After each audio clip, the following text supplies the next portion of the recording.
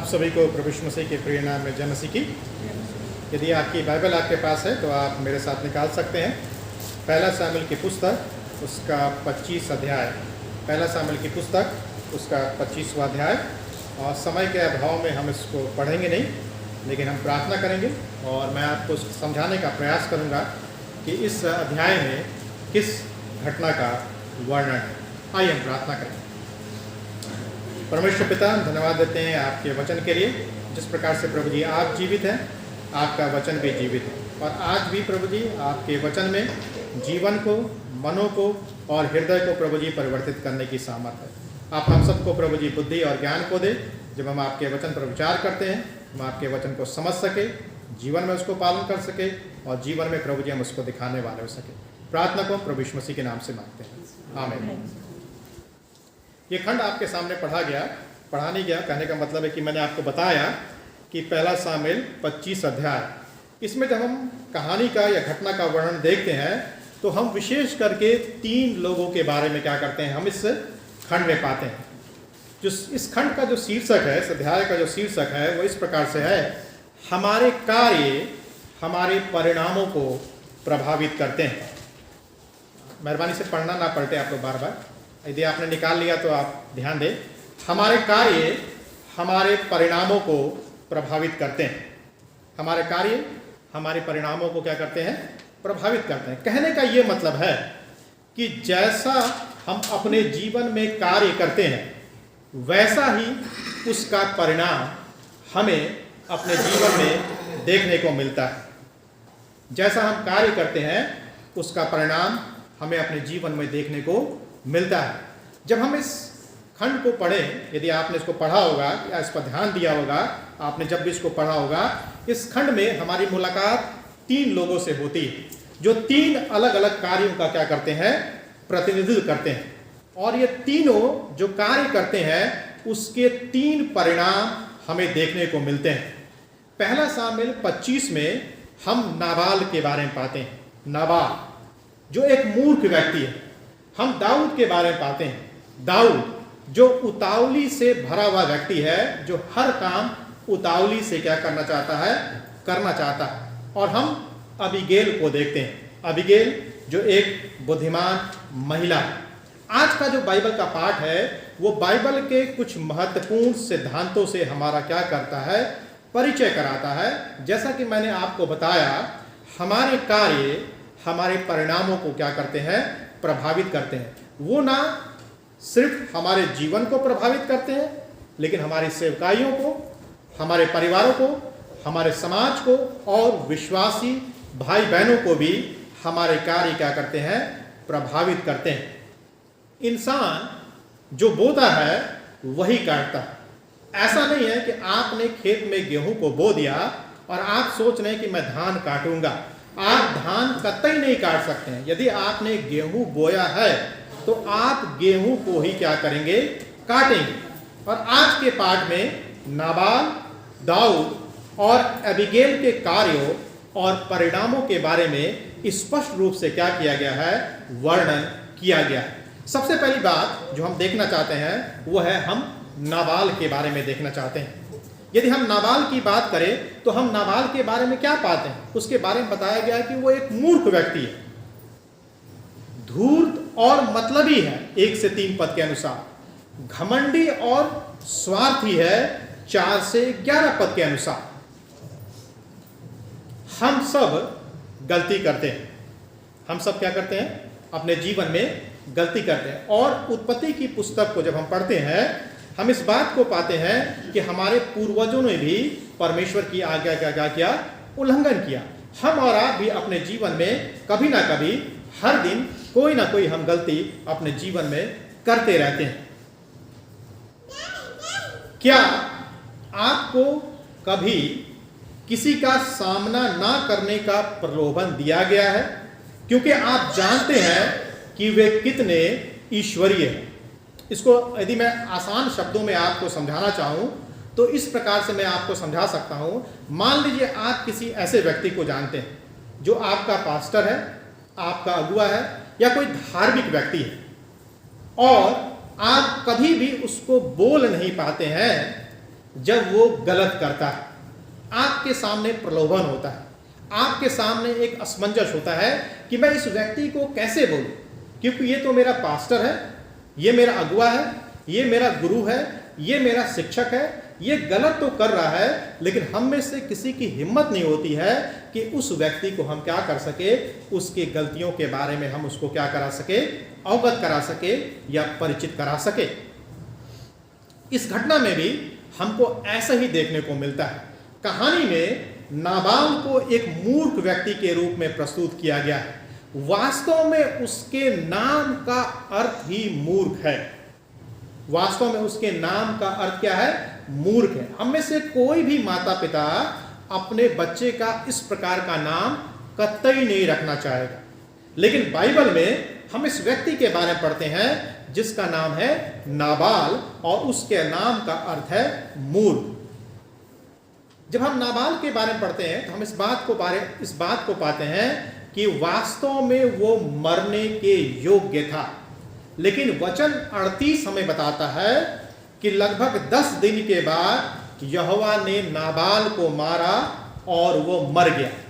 लेकिन उससे पहले यदि हम देखें तो दाऊद जो था वो नाबाल की हत्या करना चाहता था, नाबाल का प्राण लेना चाहता था। प्रश्न ये उठता है कि क्या दाऊद को उसके प्राण को लेने का अधिकार था? इज़राइल का राजा होने के नाते क्या उसके पास अधिकार था? क्या वो नाबाल की हत्या करने को सही ठहरा सकता था? दाऊद परिपूर्ण नहीं था। इस दुनिया में सिर्फ एक ही व्यक्ति परिपूर्ण है, प्रभु यीशु मसीह। जब प्रभु यीशु मसीह इस पृथ्वी पर थे, प्रभु यीशु मसीह पूर्ण मनुष्य थे, और मनुष्य के रूप में प्रभु यीशु मसीह एक परिपूर्ण व्यक्ति थे। दाऊद परिपूर्ण नहीं था।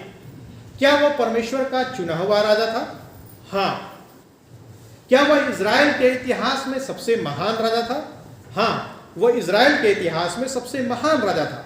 क्या वो हमेशा सही था? इसका उत्तर नहीं, वो हमेशा सही नहीं था। धर्मी लोग भी गलत हो सकते हैं। मैं भी गलत कर सकता हूं, और मैं हमेशा गलत करता हूं, हर दिन गलत करता हूं, हर समय गलत करता हूं। और बाकी जितने भी लोग इस संसार में पाए जाते हैं जो परमेश्वर का भय मानते हैं, परमेश्वर की आज्ञाओं पर चलते हैं, वो भी अपने जीवन में दिन प्रतिदिन कोई ना कोई गलती करते हैं। और इस पाठ में हमको यही बताने का प्रयास हो रहा है कि धर्मी लोग भी गलत हो सकते हैं, और यदि धर्मी व्यक्ति गलत है, हमारा आपका दायित्व बनता है कि उस व्यक्ति को उसके पापों के बारे में हम क्या कराएं? परिचित कराएं। लेकिन कई दफा हम ऐसा नहीं करते। हम लोगों को उनकी गलतियों के बारे में बताने से डरते हैं, क्योंकि हम सोचते हैं कि हमारा संबंध उस व्यक्ति के साथ क्या हो जाएगा? खराब हो जाएगा। वो व्यक्ति हमारे बारे में क्या सोचेगा? बाइबल में ऐसे सैकड़ों उदाहरण हैं जब लोगों ने गलत किया, लेकिन परमेश्वर के लोगों ने उनके पापों से उनको क्या कराया? परिचित कराया। जब हम इजरायलियों के इतिहास के बारे में पढ़ते हैं, जब इजरायलियों ने जब भी गलती किया, परमेश्वर ने उनके पास नबियों को भेजा। नबियों ने उनको 2 संदेश दिया, मन फिराओ, विश्वास करो। मन नहीं फिराओगे, विश्वास नहीं करोगे, चेतावनी दिया। चेतावनी क्या दिया? यदि तुम विश्वास नहीं करोगे, मन नहीं फिराओगे, तुम अशूर की बंधुआई में जाओगे, तुम बाबुल की बंधुआई में जाओगे, तुम फारस की बंधुआई में जाओगे। लेकिन परमेश्वर के लोगों ने परमेश्वर ने जिन लोगों के द्वारा से संदेश दिया था, उनकी बातों पर क्या किया? विश्वास नहीं किया।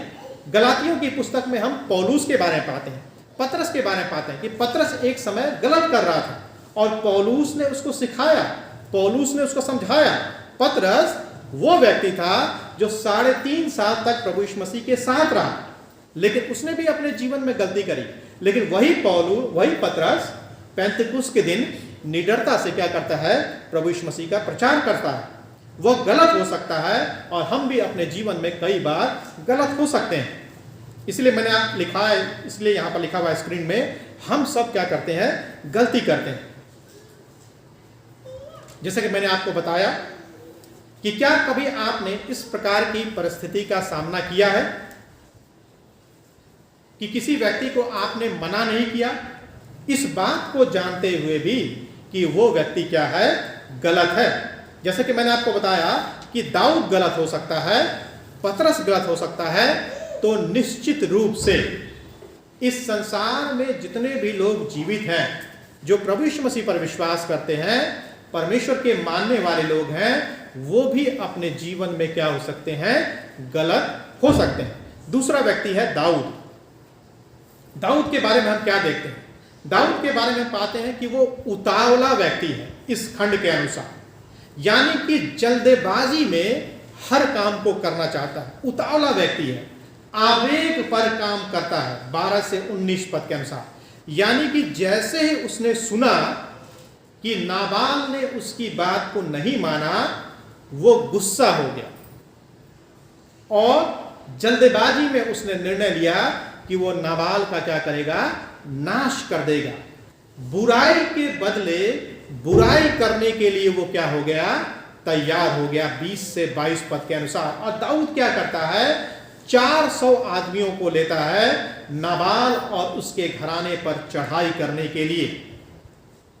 परंतु केवल नाबाल ने दाऊद और उसके जनों का विरोध किया था, नाबाल के सेवकों ने नहीं। नाबाल के सेवकों ने तो दाऊद की सुरक्षा का और दाऊद की संगति का अपने जीवन में क्या लिया? आनंद लिया। लेकिन अब नाबाल की मूर्खता के कारण से वो दाऊद के क्रोध का हिस्सा बनने जा रहे थे। दाऊद का क्रोध नाबाल की मूर्खता के कारण से नाबाल के सेवकों पर और उसके घराने पर पड़ने वाला था। क्योंकि नाबाल के बारे में दाऊद को क्या बताया गया? नाबाल के बारे में दाऊद को यह बताया गया कि वह बेकार आदमी है। कहानी में भी नाबाल को मूर्ख व्यक्ति के रूप में प्रस्तुत किया गया है और दाऊद को उतावलेपन से भरे हुए व्यक्ति के रूप में क्या किया गया है? प्रस्तुत किया गया। दाऊद कई मायनों में प्रशंसनीय है, परमेश्वर के मन के अनुसार है, भजन संहिता को लिखा, नीति वचन को लिखा, लेकिन वह कतई भी किसी भी रूप से पूर्ण नहीं है, सिद्ध नहीं है। तीसरा जो व्यक्ति है वो है अबीगैल। अबीगैल के बारे में हम क्या पाते हैं? अबीगैल के बारे में हम पाते हैं कि वो समझदार महिला है, बुद्धिमान महिला है, नम्र है, कृपालु है, 23 से 25 पद के अनुसार, और उदार है। दाऊद को सही करने के लिए वो क्या करती है? प्रोत्साहित करती है और दाऊद को परमेश्वर के वायदों को स्मरण दिलाती है।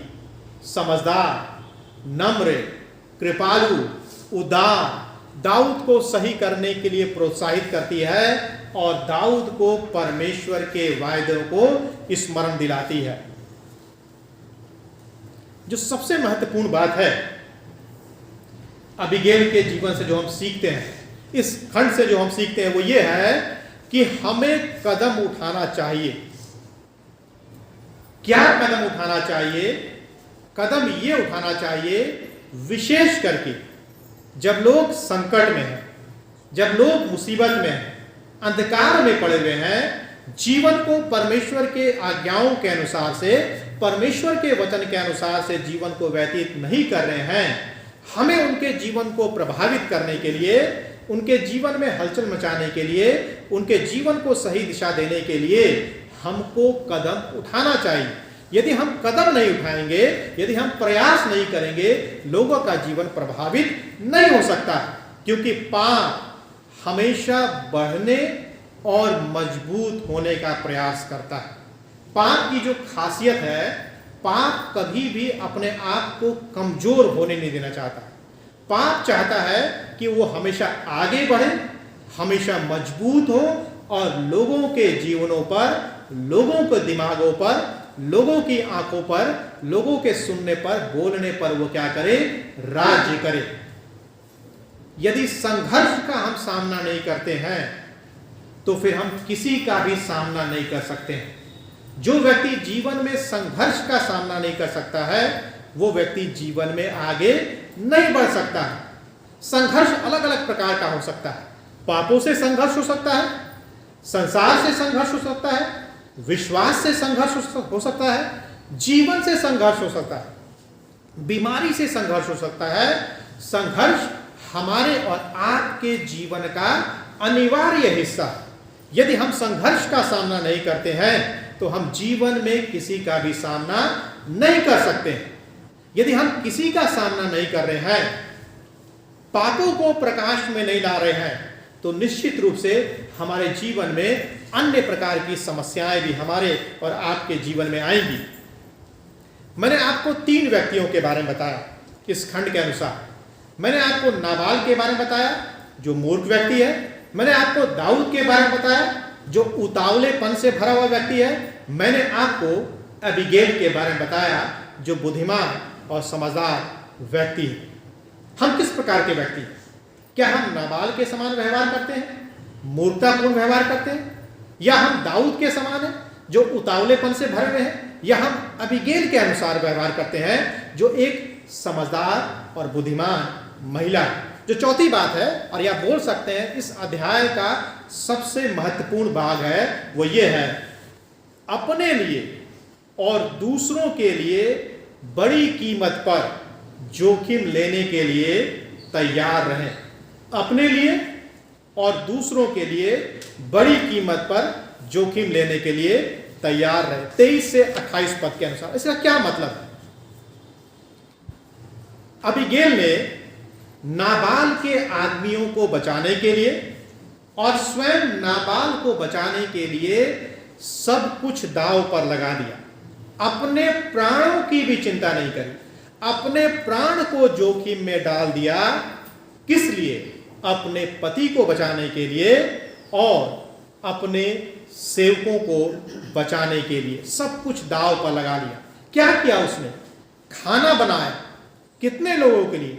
400 लोगों के लिए खाना बनाया और दाऊद और उसके आदमियों से मिलने के लिए चल पड़ी। जब दाऊद से उसकी मुलाकात होती है, वो दाऊद के सामने मुंह के बल गिर पड़ती है और क्या बोलती है? हे प्रभु, केवल मुझ ही पर दोष लगे। यानी कि नाबाल ने जो गलती करी है उसका दोष मेरे ऊपर है और किसी के ऊपर ना। उसने दूसरों के लिए, खुद के लिए जोखिम में कदम रखा। खुद के प्राण को जोखिम में क्या किया? उसने डाल दिया। और इस घटना ने दाऊद को आश्चर्यचकित कर दिया। दाऊद आश्चर्यचकित हो गया। जिन लोगों को दाऊद मारना चाहता था, अब दाऊद ने उनको मार डालने का इरादा क्या कर दिया? बदल दिया।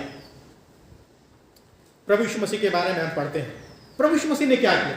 प्रभु यीशु मसीह ने ठीक वैसा ही किया जैसा कि अबीगेल ने किया।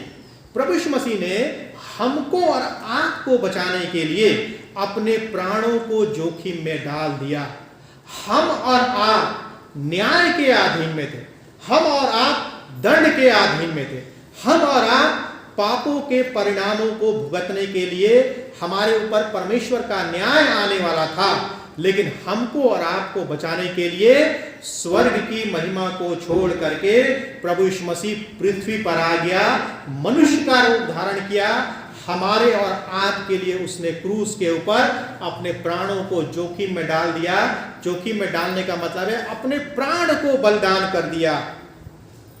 परमेश्वर पिता के पास गया हमारे और आपके लिए विनती करने के लिए। गतसमनी के बगीचे में उसने परमेश्वर पिता से विनती किया। जब 40 दिन और 40 रात प्रभु यीशु मसीह ने उपवास रखा, तब उसने परमेश्वर पिता से विनती किया। किस लिए? ताकि हमारे और आपके प्राणों को बचा सके, क्योंकि हम और आप परमेश्वर के न्याय के अधीन में थे। गलती हमने और आपने किया था। हमने अपने जीवन में पाप किया है। प्रभु यीशु मसीह ने अपने जीवन में कोई भी पाप नहीं किया था, लेकिन वह किसी भी कीमत पर हमको बचाने के लिए अपने प्राण को उसने जोखिम में डाल दिया। और सबसे बड़ी बात, मनुष्य का रूप धारण करके, देहधारी होकर के इस पृथ्वी पर आ गया। अगर हम खराब स्थिति को और खराब होने से बचाने में अपना जीवन लगाना चाहते हैं, तो याद रखें, आपको कीमत चुकानी पड़ेगी। यदि आप खराब स्थिति को और खराब होने से बचाना चाहते हैं तो उसके लिए आपको कीमत चुकाना पड़ेगा।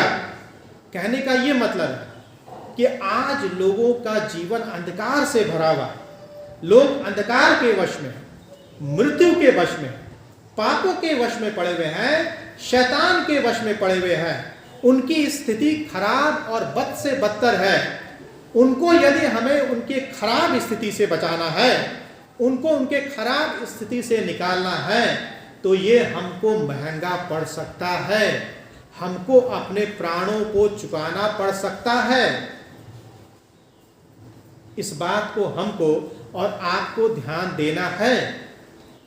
इसमें हमारा समय लग सकता है, हमारे पैसे लग सकते हैं, हमारी प्रतिष्ठा लग सकती है, हमारे परिवार का नुकसान हो सकता है और हमारे जीवन का भी नुकसान हो सकता है।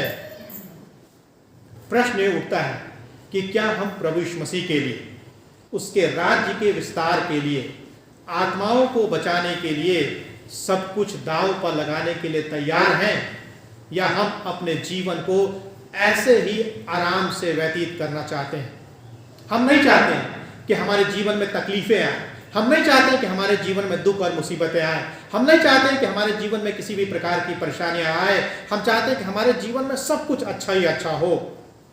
यदि आप चाहते हैं कि सब कुछ अच्छा ही अच्छा हो तो बेहतर यह है कि आप प्रभु यीशु मसीह को छोड़ दें और वापस वहीं चले जाएं जहां से आप आए थे। यदि आप प्रभु यीशु मसीह के पीछे चलना चाहते हैं, आपको उसको क्रूस उठाना पड़ेगा, और क्रूस को उठाने में लज्जा शामिल है, क्रूस को उठाने में शर्म शामिल है, और क्रूस को उठाने में मृत्यु शामिल है। यदि आप चाहते हैं कि प्रभु यीशु मसीह का क्रूस उठाएं तो इन तीन चीजों को याद रखें: लज्जा, शर्म और मृत्यु। अपमान, मजाक, ठट्टा का उड़ाया जाना, ये सब क्रूस को उठाने में शामिल है। वही व्यक्ति क्रूस को उठाए जो इन चीजों को अपने जीवन में सहना चाहता है। यदि आप नहीं सहना चाहते हैं तो सबसे बेहतर है कि वापस आप वहीं चले जाएं जहां से आप आए थे।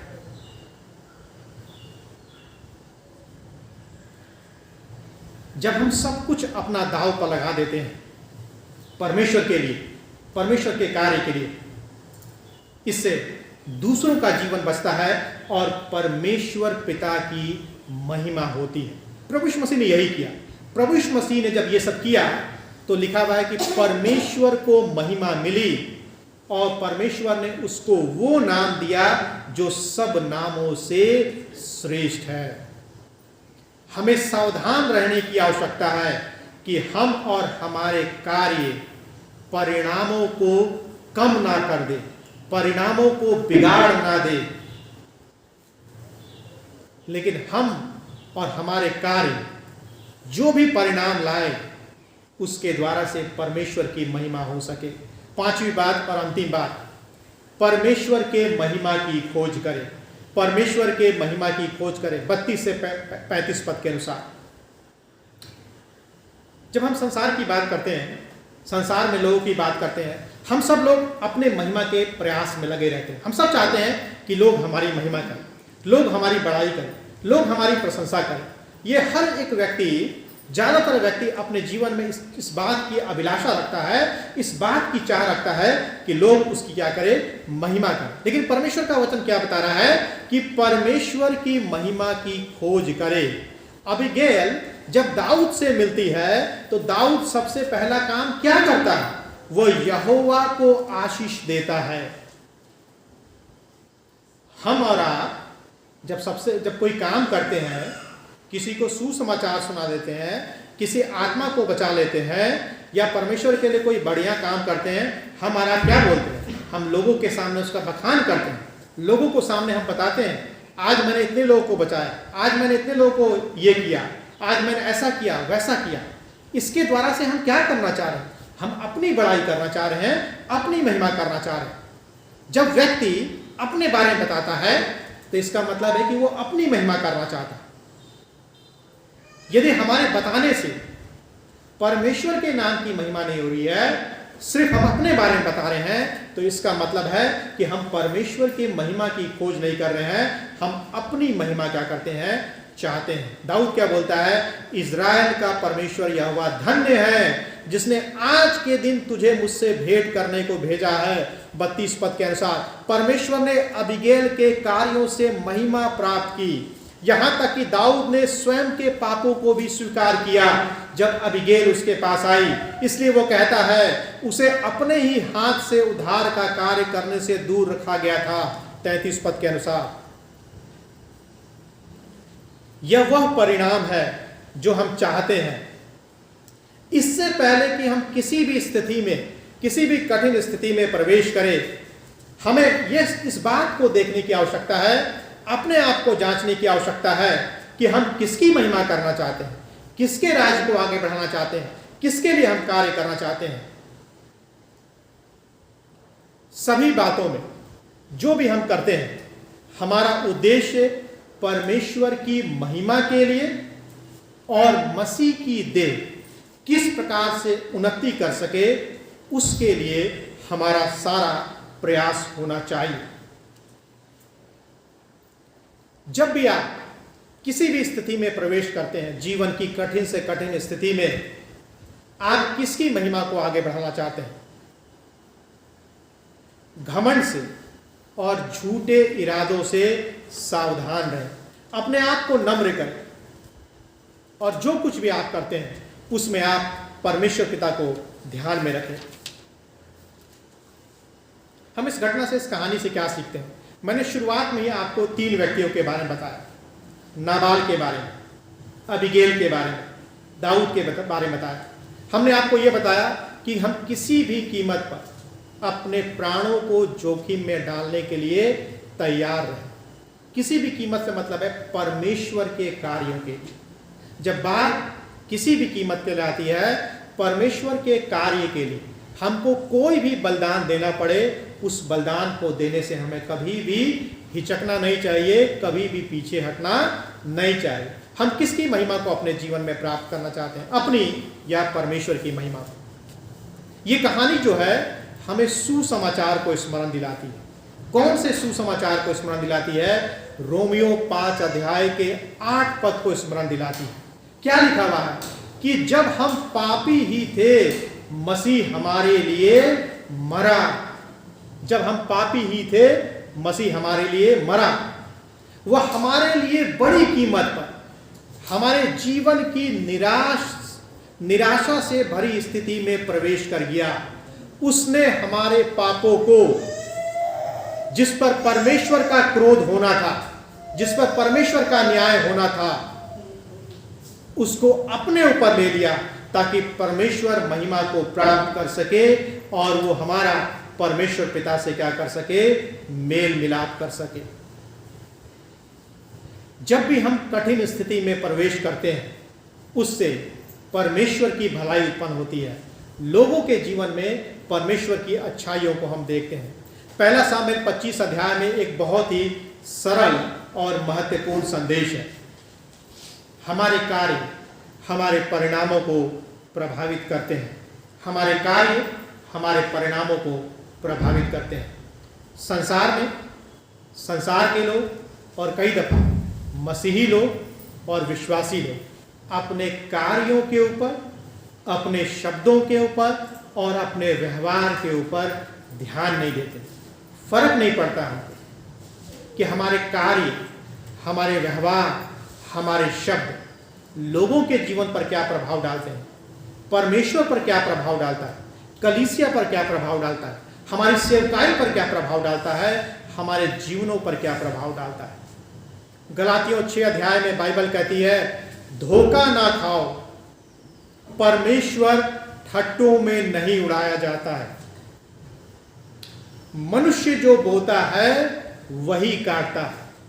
आप जैसा कार्य करेंगे वैसा ही कटनी आप काटेंगे।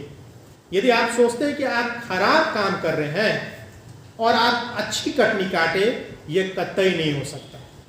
संसार में हो सकता है, परमेश्वर के राज्य में नहीं हो सकता, परमेश्वर की सेवकाई में नहीं हो सकता, कलीसिया में नहीं हो सकता। आप जो बोएंगे वही काटेंगे। यदि आप झूठ बोलेंगे, व्यभिचार बोएंगे, अनाज्ञाकारिता को बोएंगे, ठीक है, आप वही काटेंगे। किसी ने बोला है, जो अपने पापी स्वभाव को प्रसन्न करने के लिए बोता है वह उससे यानी कि पापी स्वभाव से विनाश की कटनी काटेगा। यानी कि यदि आप अपने पापी स्वभाव से कुछ ऐसा बो रहे हैं और आप ये सोच रहे हैं कि आपने अपने पापी स्वभाव से बो दिया है, अब उससे कुछ धार्मिक चीजें उत्पन्न हो जाए, वो नहीं हो सकता। पापी स्वभाव से बोएंगे तो पापी स्वभाव से विनाश की कटनी काटेंगे, लेकिन जो आत्मा को प्रसन्न करने के लिए बोता है वो आत्मा से अनंत जीवन की कटनी काटेगा। गलातियों 6 अध्याय के 7 से 8 पद के अनुसार आप कैसे बो रहे हैं? परमेश्वर के वचन रूपी बीज को आप कैसे बो रहे हैं? अपने जीवन में, दूसरों के जीवन में, कलीसियाई जीवन में, अपने परिवार के जीवन में। पापी स्वभाव से बो रहे हैं या आत्मा के स्वभाव से बो रहे हैं? आपके कार्यों का, आपके दृष्टिकोणों का और आपके व्यवहार का आपके जीवन पर भी और आपके आसपास के लोगों के जीवनों पर भी प्रभाव पड़ता है। ऐसा नहीं कि प्रभाव नहीं पड़ता। रूस और यूक्रेन में क्या हो रहा है? वॉर हो रहा है, ग्लोबल वार्मिंग, ठीक है, यानी कि क्लाइमेट में चेंजेस हो रहे हैं, परिवर्तन हो गया, ठीक, गर्मी बढ़ गई। रूस और यूक्रेन के लोग भी उन परिणामों को भुगत रहे हैं, लेकिन आज संसार में गर्मी बढ़ रही है, वायुमंडल में परिवर्तन हो रहे हैं, उसका प्रभाव हम और आप भी भुगत रहे हैं। उसी प्रकार से हमारे कार्यों का परिणाम, हमारे गलत कार्यों का परिणाम, हमारे गलत व्यवहारों का परिणाम हम भी भुगतेंगे और हमारे आसपास के लोग भी भुगतेंगे, उन पर भी प्रभाव पड़ेगा। क्या आप नाबाल हैं?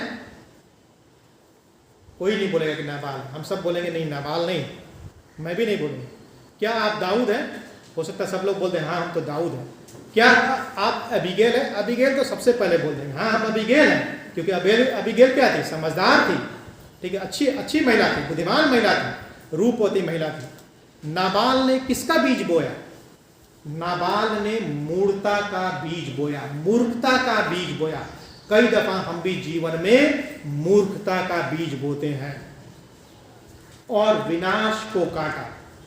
10 दिन के बाद उसकी क्या हो गई? मृत्यु हो गई। दाऊद ने कैसे बोया? किसको बोया? उतावलेपन को बोया। दाऊद ने उतावलेपन को बोया और क्या काटा? विपत्ति को काटा। अबीगेल ने किसको बोया?